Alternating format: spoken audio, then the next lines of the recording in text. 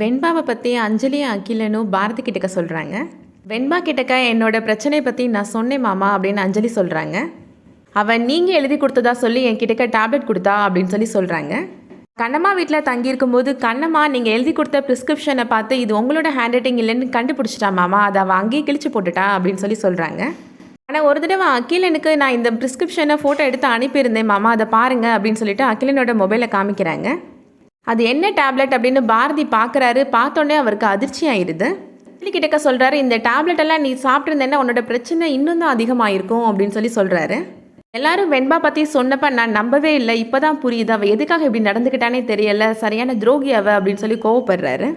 பாரதி கிட்டக்கா சௌந்தர்யா கேட்குறாங்க, கோர்ட்டில் சொன்ன தீர்ப்பை பற்றி நீ என்ன முடிவு பண்ணியிருக்க பாரதி அப்படின்னு கேட்குறாங்க. இப்போது பாரதி சொல்கிறாரு, நான் கண்ணம்மா வீட்டில் போய் தங்கலான்னு முடிவு பண்ணியிருக்கேம்மா அப்படின்னு சொல்கிறாரு. அதை கேட்ட உடனே சௌந்தர்யா, வேணு, அகிலன் எல்லாருமே ரொம்ப சந்தோஷப்படுறாங்க. சௌந்தர்யா கண்ணம்மாவுக்கு கால் பண்ணி சொல்கிறாங்க, பாரதி உன் கூட வந்து 6 மாதம் தங்கலான்னு முடிவு பண்ணியிருக்காமா அப்படின்னு சொல்கிறாங்க.